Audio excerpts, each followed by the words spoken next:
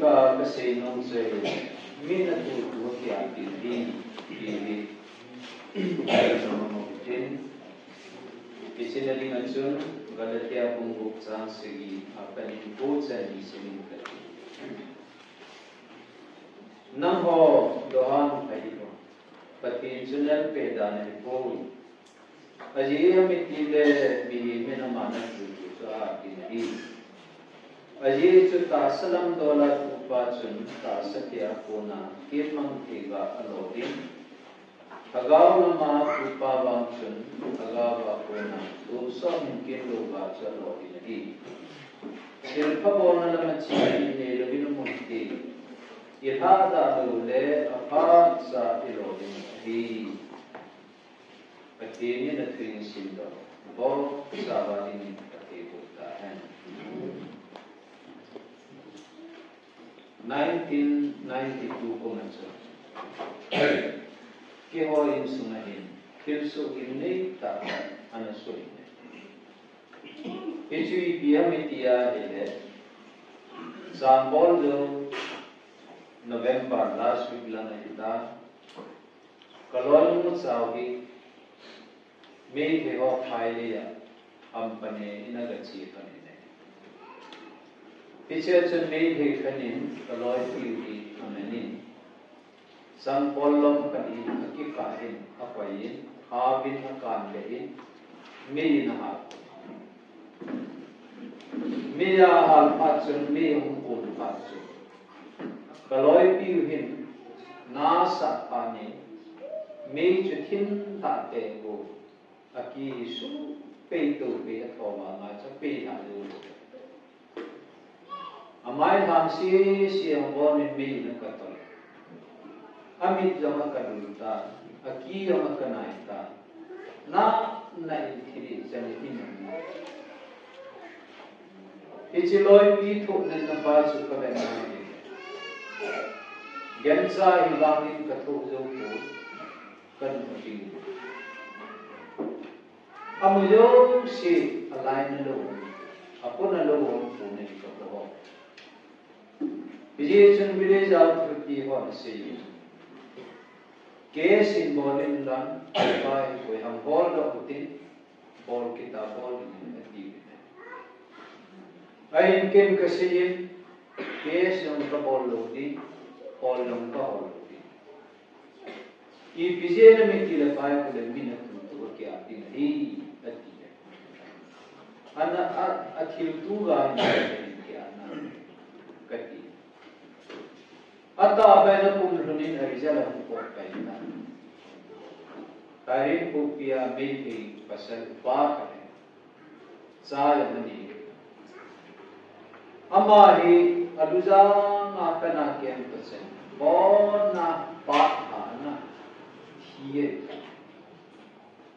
Abana ipiso kinamit kilat sa pakana ni.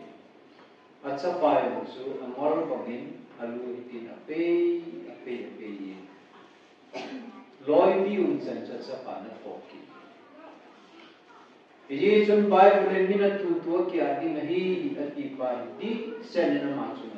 bui nahi. Ye chun kai kute ho tu ni ji ka. E hon jab itu tu hi ki ati di.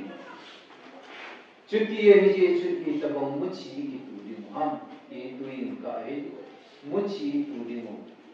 Hilthum kadana Number 1 achievement kilat hilpabol muchi hilpabol muchi itu Aji chubai bulai simtona bachang ko na chun hilpabol chimti ne lobin humite jina ata lo da patsa la lo ni ye chim hilpabol muchi itu di katna kasino Ihe thinini mo bin hilpa bon kat mi da ke do te dan achi sa mi ho thil tua puni ka ga ve le mo number 1 na chun Winston Churchill ipahi kunungin British Prime Minister ama ichapang sa neo sa ilayin pi panglin ponga kichip naman chang siya kichip naman anoy lang ibun ko ay kichon acho na hela kung denta akeng lang kada bodo le lang kada bodo le langkat isipanin pen pingaya online ama lama ki hudo ki ei do pa Alexander Flame kiti Japang kan agam mungkin aci na ko ni nam menin agakaya aci na te muna ko ni Alexander Flame kiti pa sa nagahu dokta ni thai na mana pa ko mari pora bola pa ki pa peseli Alexander Flame te na sunaga chi apa ko tuni na sapa na thiling sa ka sapa hin kakipa be sejin Yesus kakipa na zalin naw sunga hintil pa ka kabol no min ipi kabol pi na pin pi ang se kabol ni ki se ka alla Alexander Flame pa sun sa ko mihin kiti sukat be again kila kan kito bi kadagan kila kan kito bi so angai na Ibola chiji acho ke ho di matu mati pando nati nanu ko ahi wa la man se sale kasin financial support and boli abula pada sen sumla pa na ni azo ne Alexander Flame ke padi medical doctor lekati ta Hichan gaya medical doctor kanang hite thu chi pia mitia le anya laya ama bol pa sma tilpa bol kana bol tilpa na bol pa su dunia aga piwa dan di kesin kale chelai tahi anahu do pa Winston Churchill kiti pahi British Prime Minister Prime Minister Yamilin tayo bang sundam mo na kanina maumpi kasi adam mo na pahi TV net na tulaya TV na nakiti alo mahitang ko'y man akisa hilay si palaya sa TV lo kiti anong lo tulaya iho cancer na stage 4 lang pa ikisa tabong bayi niyo na nakisa Ibibini kakiti sukite te illa hichalai tahi Alexander Flame doctor tu gene amma zala dunia ki medical doctor kaum tua amma netna thi doctor kat kahiya kahu do wa ipi ka doctor di gene ma ipi ka bola da ma hi anna kuna Ia man ger kita ye chun takini mataw na nasata na mga natigil patinin het na kanay pe lo ka ang sip sa iti lo min chui yang penicillin dunia yon penicillin iti Alexander Flame ay sip lo so iti lo so naman Winston Churchill insan na ito patin sin na undak lo kini athiring sa chu ne na po ni ama na hin hundo ki ne hichu ibiham itia hele Winston Churchill Alexander Flame chunga aleka simna financial support and bola hilpa bola ba chu tu ni ama naga kilo ki ne Bible hilpa bol chimiti ne rin mu ithada la phat sa ga lo ni ma ti alam ni chun aga lo chi ni patin government abanin kaka sile kille ho ihe jingjingo world cup ma minthang ta bowler Cristiano Ronaldo kitipai ama lo hi dunia hi wanoi he theta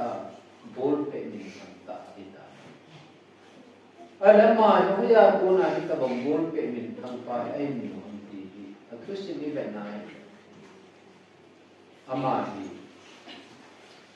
Lisbon Sporting Academy isitehin footballer team member ting ahol kichi ahol like ta bahi football ke a goal kumtam pin sa qualify kiye hitia ichi selection ki ball ni ma ball pe na bahi ipi umamitia Albert Franco itipari ama ball pe ke ta ama hin goal akum din kunin ama na pe ai goal chu lu jing din dia ai bang ama na kum din pa chu goal chu pass a ball Ronaldo ya kum sai Ronaldo hin kum sa goal kum tam pe no ni pa na hi ama hin selection ni ai la kunungin ichi ape ko mo gahin ichi Albert Franco itipari ball pe amata pension chita ai wangin kununghin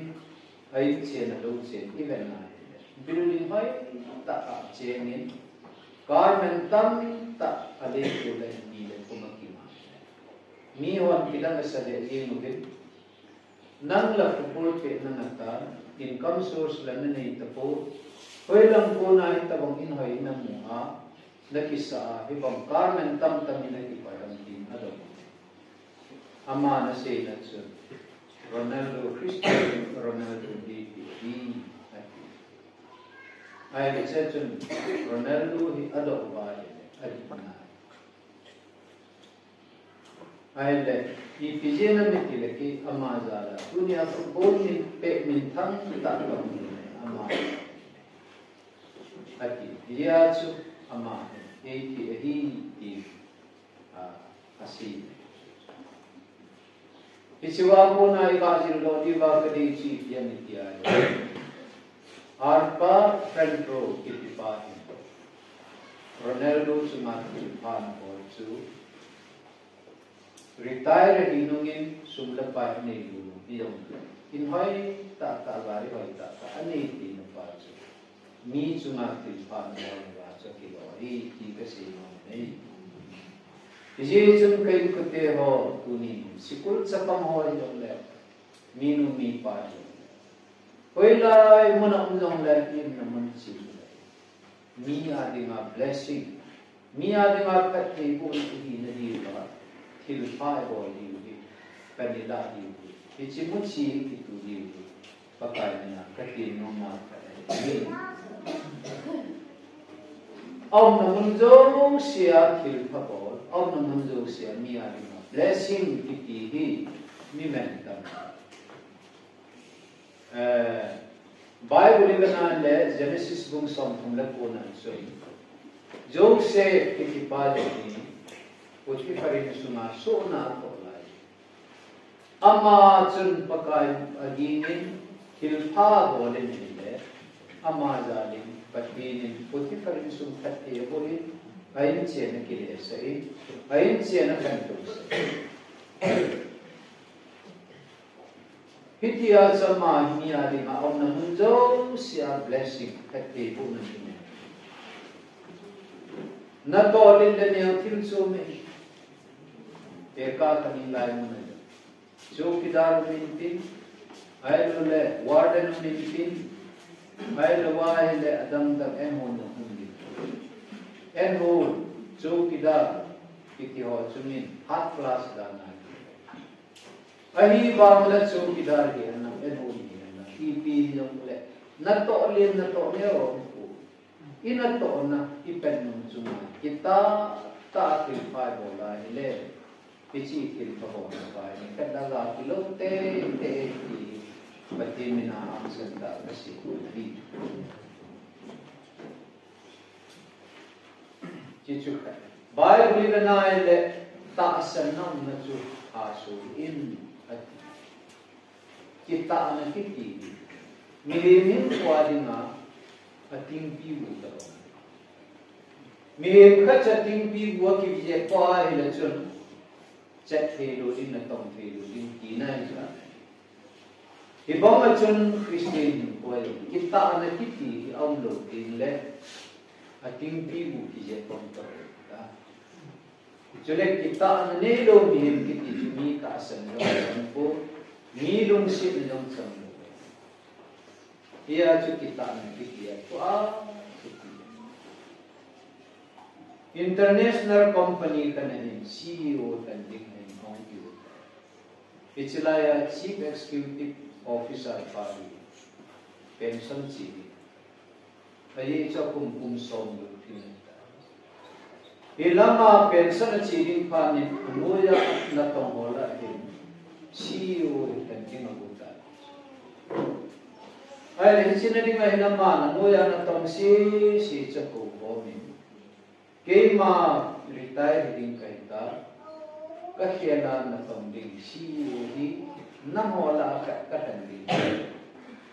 kahan na din qualification itiya ite hemu khatche kapili ichi hemu hi nahin tuli koilai mun hiyo na tutu na manacho ahai na thechana na hiyo jule tunwang ke ro tantin Katan ke kati tinle kahin kogi. Na temu tu adi ke chuna hinsai dimo kavati ahai pinchu ke na CEO kahin. Temu kada ho. Ama hoyo innam se achieve. Ahai na thei sending. Boge sunloi na sumavin, har sunloi na sumavin. Piti cho nó hoài là thế sending là chủ số kể cả ai đã kể pha nông dân pha nên khách sa kể cả bố chỉ pha nên CEO tận mình số là chỉ mong số kể ai mà thì một chủ khách sa kể cả luôn chỉ pha nên là mà hôm nay khi mà bol kịp ta với at ta bông thì một giờ là với at tu đi này đấy bon san không kể số Aunque panin manager ko ay officer ko so pinsoy tao na tini pa so ni ake so ke wangin ama hola bilget kitpa ke taluwe iya lo ba ma ke taluwe ama pa yong ala akhela tu chunda Ada CEO paling ko paling na muci tu cing joy ta dia ko ama muci tu so ni ke so mu ke so joy abesa tu ni wang CEO ki kai ni ne ta achai ba chi lai CEO pan chan enve nahi Bill Gates ki tipari ain ta ama mai mun chein nun kata sir he mune bi chukati I kalawang ake do ne pi mama tingun chukain chai ta ati na ves Visita chen CEO pa hin o tuni ke ma ke la CEO pom ding chukamuta ama chukui ding hamitia ile Bill Gates ki tipari Ibijena mitilekin temu kahom chu hurminsa kapi ni bini hurminsa kapi chuna wanina lowa lena tuwa ke ha na ho ini kita alo ngen si ti ni nei po bini ama bang Bill Gates ki pa ni kapi bang amu chu kita ta ni Ia cuma ini kita ahi, kita nalung yang mana si upang minta, Bill Gates. Ia cuma Bill Gates Chief Executive Officer kita ini. Ini company itu ama limpi. Ini gaya limpi namun ini si upang minta tu dia kita namun si tu patah kita. Patin tambah nama. Jadi itu dunia Bill Gates kiti banu ya mi hausa hola akisim mai ta. Kila the mana sidan Bill Gates how set dan su asumni pahi US dollar katna kedi thongain ki thonan la kiseto pen na hele asumni da thata chan pa ti abana se kin muchi yamitia hele Bill Gates sumne hi nikatna hi $36 million hi nisia explain according to the Adam sunin mangdo to po day ati hisan gaya house na lamin na pahi kita na muchi atu pa sa ga kilo hi hiji suntunin ng kain puti ho hiji kita na pahi ho hin ko ayong koi mo hi ho hin ko ayong ngai kita na nilo hi ti abul lang le pan kitlo na lang yung le at say na lang te ineti kasi kita na nilo ba hindi sit sungay lang hi Lord in mo ito Allah akrol pati yung himo ito jeep lakar yung ni mo ito building a song sa mo ito ipijil ni tiya hele black business si bola yung Allah ko kimtiya miyaw sa kaduri bola yung Allah ko bus passenger bus nila tumit sa maya yung Allah kimtiya ahi wangi kisita pa sun kimu kita na po na kimway wasin tolo ay aga bay lodi ay kisita ba ma Lord na kitisu Lord in hen lang kinil lang kiyaw lang le anong luwang hin boy na nanong azwidin lungkim lo na nanong azwidin sutin le kipalo na nanong Here to provoke whom of chance of healing together. The blessings of the Lord brings well, and it does not have trouble in it. Bakai pakai buang ni au do te, sule hici acu, lung kham nai abe, lung kham nai numai kita ki he kadi. Here to reverend so lalina sehin ni ano ma di luxury ka lakh som sa gimen kini hanlang ihor khap ka katol ya pongga na di kal man tabiya kini hanlang yong le ihor khap ka katol iti kito chumti kito the ma lo chisama chu polkitu sela Maruti car second hand petrol so half na ye chun ha jam le nom le kita na chi itu ni kasi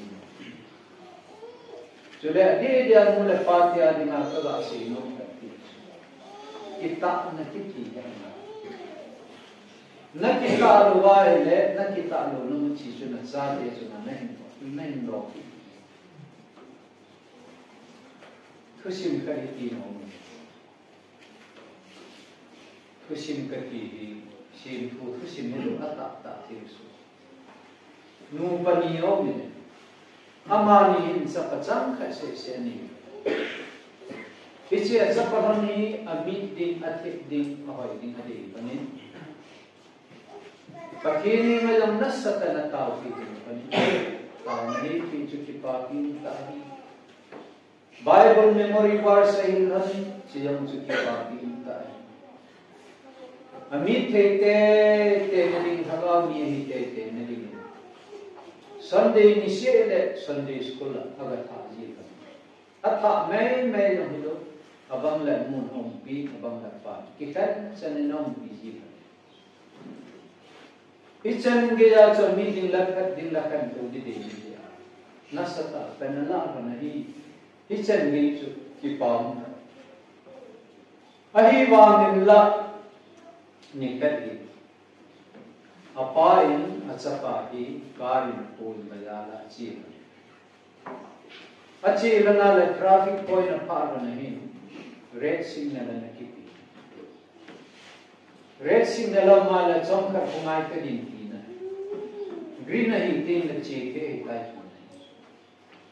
red signal na pa hi ama in zui talubin atol kai ta nahi aga langi na sa pa in koi san ka nahi bol sa tepa juwa red signal ko pungai ti ne ibola na tol kayam acha pa na dom na chi yam bo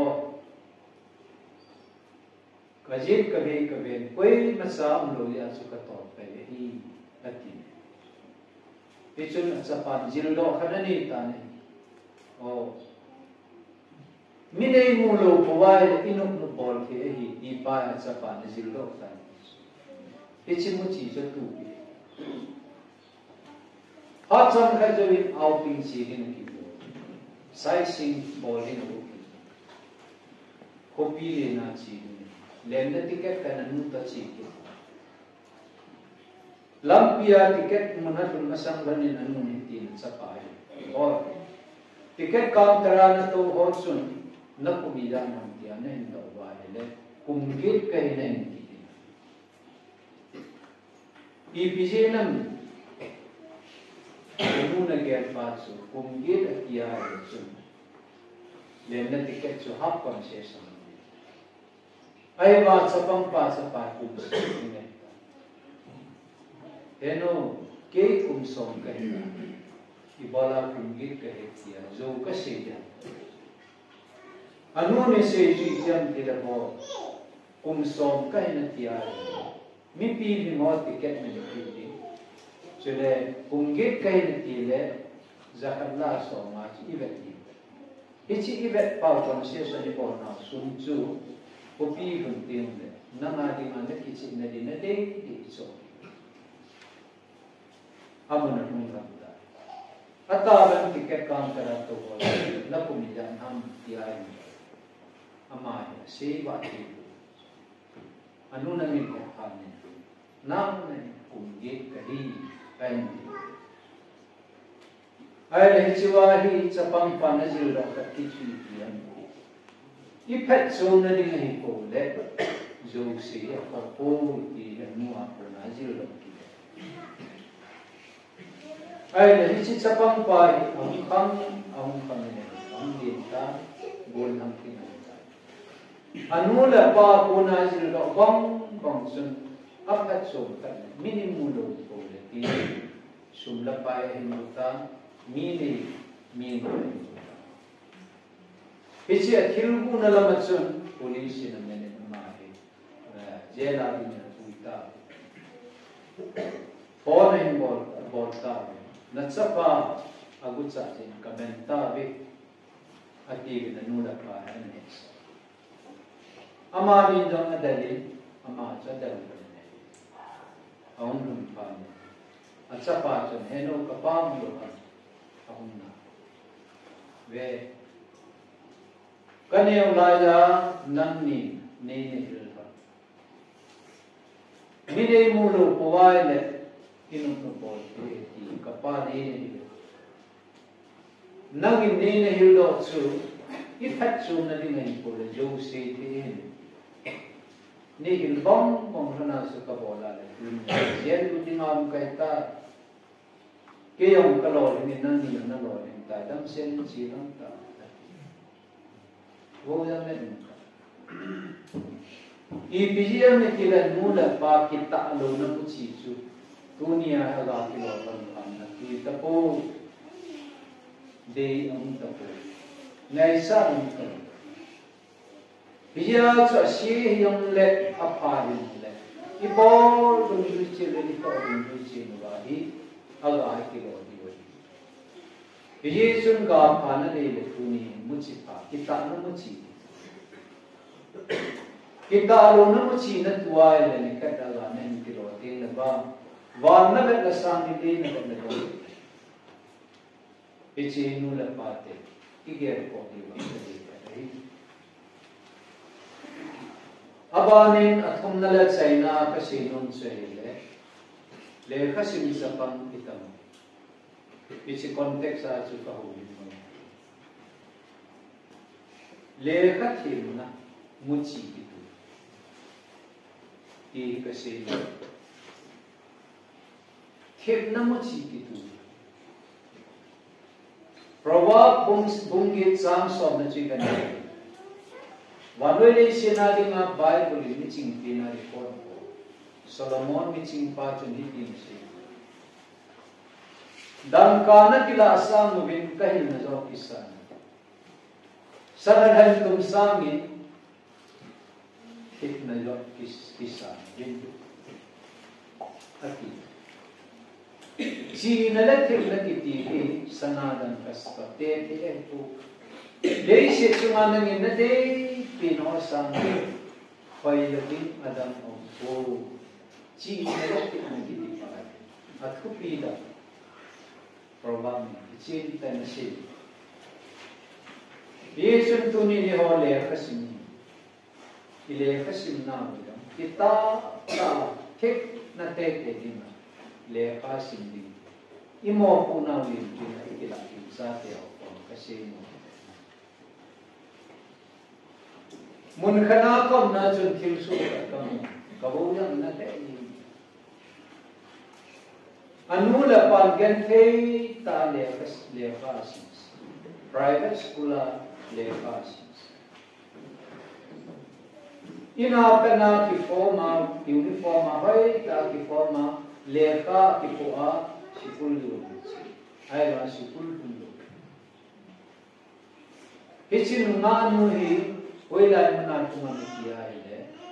adom pa bolham khat Ama ho inai luna.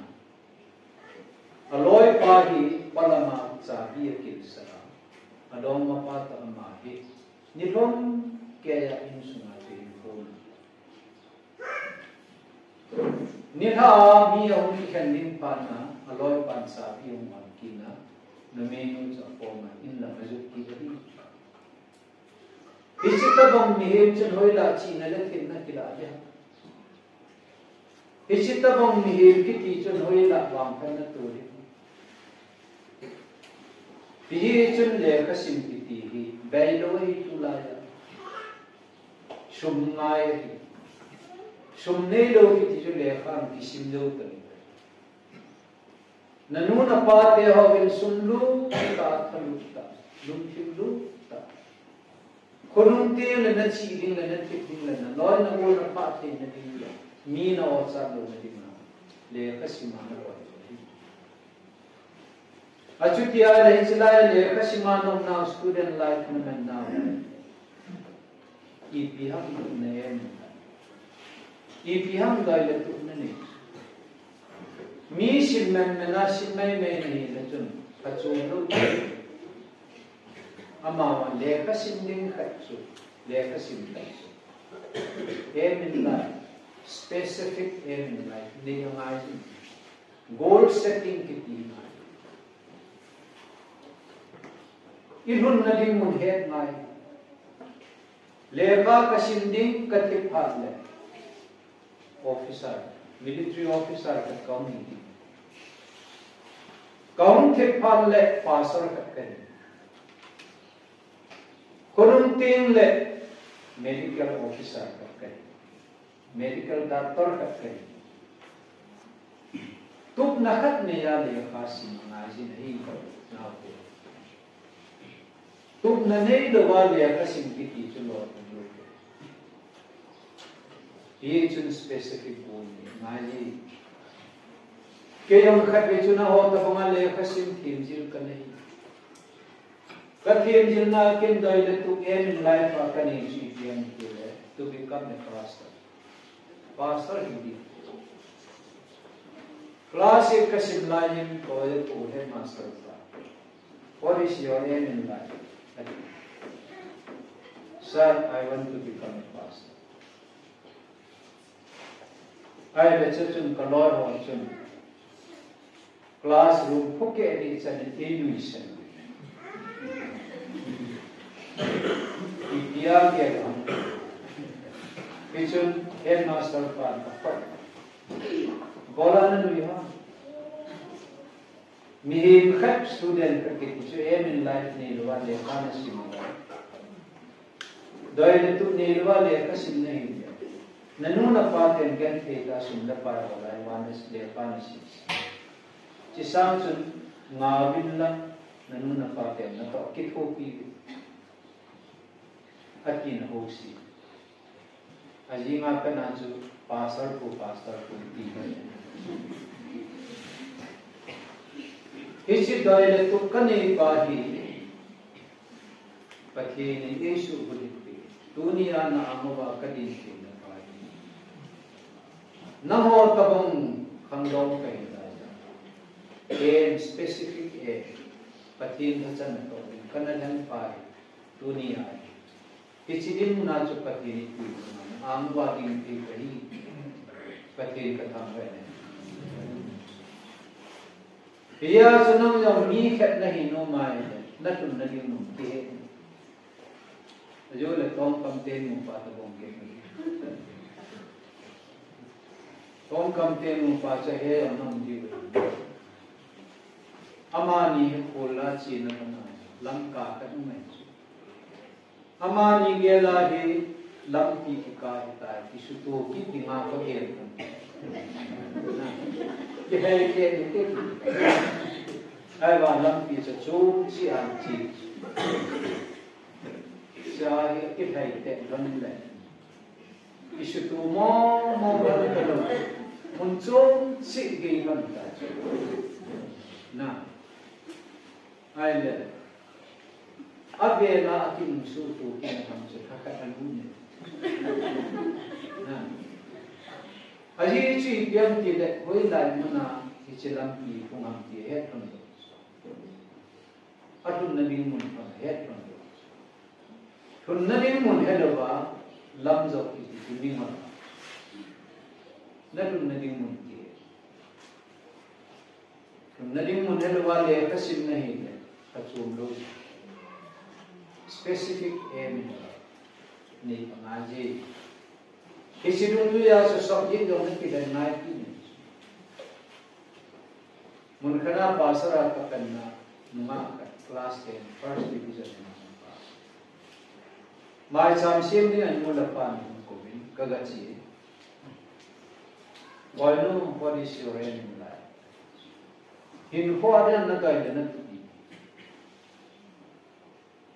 Apa engineer ini. Kaya nilai. Tahu nak kimang. Engineer ini kena dengan tahu nak kam. Tahu nak kam yang dua apa pun. Kaya engineer ni siapa? English honor kabo no minata English ada admission kuota.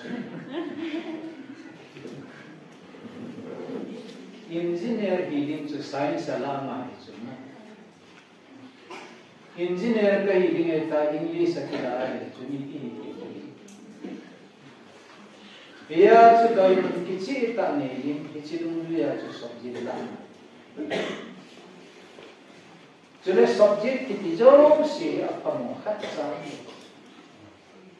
hetin mi hola khat na lin pin ka science min ho ye ti na mitin science aku la ki doi Ho ki doi do pon poma science la lelhir sa nga chu ithek na khat chu hata sa jun jala chi pi master report pi ka subject kila na ye ali chu subject ki yo sia pamo khat sa ithek lo wa le i pi subject kila jo na pa khat sa ichi ye Pitiya is chun le kasim kiti ke kaluman hep na yong za chum kana to ai bang so break down ko ka family background ka bana le ke tu ni ka din thum di ma kilom ka ai bang in dai tu kichi ka le kasim kiti kalu Kalimi bele uchun kane hai bunda luni mumai ki hai baki mo kalu ni kai le khasim kalungu pese kapan le kasim patino tan ka ding asini patino waktu ngalo dehi le kasim na mati le kasim na tang le kasim nga dinga thulu kasim ba din ka thoyo le kasim lo din ka gela la kalai ane le kasim lo din ka ka patinin kalundun ne he pe tuni patin si secular line MA kasai theology line BD patin ka pangbat ni tuk nau mai la lampi mai so tulaya mi tamta ade da emi society ya itu bile kasim nawa evolve government service change government service for kichi aim in life and ya le kasim atam lo nahi wangi service bol na dinga le kasim dinga po thik na dinga le kasim it po wal to din kile su chunawa po miyo bol ham temne first class outside interview करना हमारी MA चाहिए वाली सफल काम बोले मी हो ना लुइस तलोम लोमान जो MA first class outside government officer करते हैं नहीं तिलोवा इलाजा सफल काम न बोले जा साथ लो इपी न बोल न मोम इपी न गेल अमाना दोन न चुप पाई कर government job kiti na kita na job kiti bisina just obey your boss kina na chunga pa thu thunu kina ka chunga tu din ko lo ya ha gen kita le kha kasimi pathin tai lo ka chunga thani unda Ia punya MA first class akan saya. Koi macam mana yang akan lupa, samjat akan sekolah. Kecil konsep pacuki kapasan. Baik kasar. Ia government service mana ini lekha sini benar dia. Kita ini sini. Pamlanga ho wisu tiga se kiti hoi. Itu tak bumi orang itu kan ada. Kakoba, boleh nuki kenam tu nak kita. Acar muhini mungkin. Aloy ho, class 10 exam bola aloy ho. Eno ni mungkin boleh aci. Exam bola aci itu class exam. Cái class season cái season nó có giật cái thủ công nó học được kiểu nên cái là giật cái thủ công farm là ngang not supply học của giật cái ở trên nó class season हम जब hello nó chun in not ball là bài ăn unfair means certificate देना ये कैसे मौजूद aga pai ngay lo biya chu le khasim ti thik na di masi wen lo ka na dam lai le khasim ti ngol de che ngol pe lo ma sim de dunia UPSC exam ma ung lo ngoi interview ko na le khasim da về mấy tools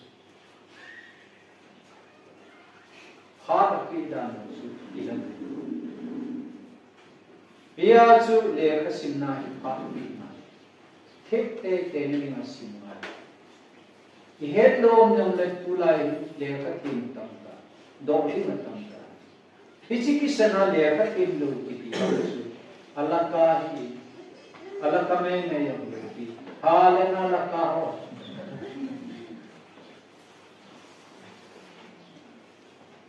के वान लेखा कहते किसिम सिम जंग ले की फोन देता फंसे लोए की यम जो है ना कर लेखा है के न या फंसे हो सांगिन लेखा है के लोगा अम्मा की एम बोला तो हा ताउं सुता सिमोय अलोन ना तमदो ये सुन के लेखा के टीम पुन मताने फंसे मीनू मी पते हमजम नंग ही नरिजल है ना की तो अर्जुन भयों पे की हो ही कि कामुआ किन सान खुनमा की खेलनिंग सुन की खेलनिंग सोसाइटी की खेलनिंग होगुम की खेलनिंग की तीसु ची नले कितना की ममही अथेम लोग की तीसु ना तो आज लगाश हो ही इंग लाभ न तो नली मांग लेखा के मांग लेखा के लोग इंग लाभ ना तो यम लकुम लो के या गंती है ओम न लेला ना तो कुम खट के पाखरी माला ये हम कितना दासन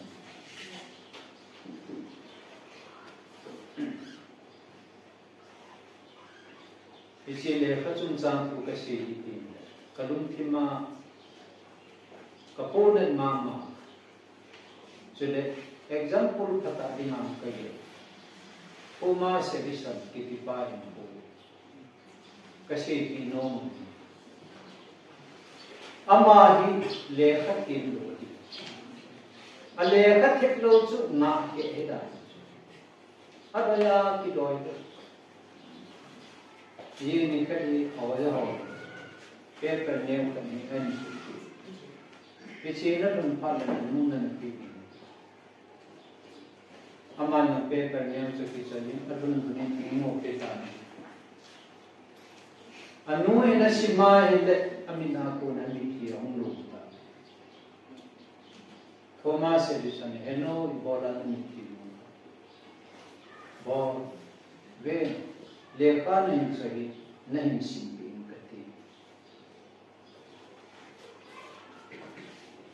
अम्मा होने सुपाव ही किया मित्या हुए अभी तापा से your son is adult and we cannot let him come to the school anymore नचपाया तनमही कशिकुल वाकाई करे तपुवे इंसॉल की नहीं इसी असिम लोपाना यूं न पूर्ण नामी आई वामा अनुहिन इसे लेखा पाचु असिम की लोचु अचोम बे कनासी इते सिमन दिया है your son is a genius our school is too small for him and does not have a good teacher for him for training so please teach him yourself अनुहिन त्याचु एक पावा ले भी है नचा पाही अच्छी दान की करी अच्छे दान की करी कशिकुलु है नेव बेस अमाही तेरी मौज फाकने को वे ये जो इन नाम मानने की अति भी इच्छु आये लचिपाना ही अनुही शिकुला में ले लचिपाना अनुही इना अमान अहि Ngày lúc này ta còn mà ta muốn sẽ phải anh ama hi iti kuma anatin until 1947 kuma anatin hi milan kiti ko kana ahile 1871 kuma ama hi inventor min tham ta thil tha pod min tham ta लेखकें ताहूं ये सुना माहिनी पीपीए इन बोलो अभी किया है 1871 को माना बोलो जो हिल्ली बोलो लाइट बोल दुनिया ये वाली चीज़ें मुझे जम वानो या लेखकें लोग किन पाना बोलो ही अब आना बोलो चीज़ जब किया है wireless athum chan na bol lo chu telegraphy ali chan na bol lo chu radio pichho hi wanuya khin lo kina amole tiana gel pa ai pichi chuni 1871 kumin wang sinu tenu kita anu thijo nungen anu thil ko se ka bola le lekha kijil tam khat sunel cha kijil tam samu hoyo ne chuni anu hai ta na koi tu aman long pichi chu Allah athami asima le hoyo ho nai lekha che pichi pa chu anu in simpi pa chu kat ama simpi chen he kanun I chen ge ya e ko sa I chen ge ya e lung sin nam I chen he Allah na be sen chini chuna ma ka ni kun ke adai ya ma ni pia suna mi tia hitin Thomas Edison ki tipa hi phat kat la ya wanun ni amola atan ma ne ai wala insunga minu nai na nei ta ka wanu ya le ka tin min ka ai sin da nei ka tin ka ka kasi no point si dia mi dia le ke le ka ka technology ki ma do ta ni ki gon suta na ki embol ba kan na la ba ni kan nei te ya ho Manipur yung education system kaya pa min Shillong na madal Shillong maital Guwahati Delhi Kolkata maital Manipur education system kiti mai maya samdo mi tam tan he Imphal ko pi sumahi me te lekha simhi simmai me kalo su ane ko pichi ti kan he na mitia ile kachapa ne kin pa class 10 first division Imphal ko pi sumadi ma amin thang loya si Harvard to PhD admission test ko na niyam Harvard kala Harvard na science asi kaya kanun tima kakita net katsapa si pulhay kaya ay ba hum kay panahi min si pulhay pinang nagyel pari ke ho ni nan si pulhay mo kita na iba ipiya kasi Aji sumi dhikte aloy ho class mein ho hi class 10 apasit sinwa hi 11 5 coaching anala huwa course ka assignment kinita piche ho loy to class ka na hum pon pa akia pa ni apula ahil pen ni khen ho chele review ta revision ya cha loy ho cha ha na ri to ha ai ta min yare khange tiu akia party tiu epa tuition ni mo kilo chipana jin ka la na so ye ni tha la na so tuition home tuition kai bola amti bola loy bola pa ha Maybe they are facing down situation. If I should class 10 exam, it's a non time for Kim. To a paron, Nula Patel, Natoma Kiki. Pass it out here and Ivan. Maybe I was to class 10 exam piece, I will pass in the head to a boy. A pass is our point. Ya coba napa nuni masuknya, 11 hari coaching, malah sampai ini. Jauh sudah cara untuk komputer. Jika yêu đi sukul thì là đi chỉ chơi Manipur education nói gì thì bây giờ chọn phép mình sa pass thì họ anh thì phép hi na lại là bám chọn lệ cái sinh đó meaningless ni cái là bám ngay cái này ये चुन फाप फाना नहीं थे न खमदोन लाए खिलदम कोई थी पॉलिटिक्स हम कोई भी है हमले सालों कोई भी है हारो कुकी आके कोई हम लिम्सा है किंग नोई सोनो हम लिम्सा है कोई भी न कोई भी है मुझे तुम से ही करते साथ नंबर 1 पत्ती हुई अजय जो मेथी गुंगुक सोम फुले तुम बेना है ले अही बार में सत्य न मालूम न चौक पर न हो मसावे जो तेज चंसी हम जो न किपी बेरी मरी पति बोलती मसा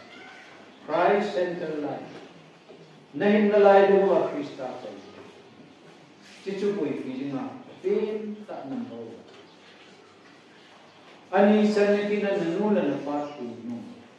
आजो न ननु ले ननु न पास Isu boipi athumna lekha sim lekha sim boipi ichen thumi thata na khandon na na boipi wa le I ti chen na ka kisi ti na kamba po ka kisi e ki thu chen ni hin ko mang tu lo mi ngor ho ai khonu ti mu lo ho kasi hatan kor baile na ke I ti chen na kamu ba hi ka kisi ki thu chen por ni di je je le khathip na mu chi ki tu win ni kan la la ya chu tu in ka mu chi tu di su number 1 khil khabor mu chi ani na ti ta na mu chi ki tu athum na le khathip mu chi ki tu te Hatta na tuwa yung kandaga kunga te ne te Ichan su tuwing ka kasi yung yan lang Patini na tusi yung kampang bo sa bali ng katilutan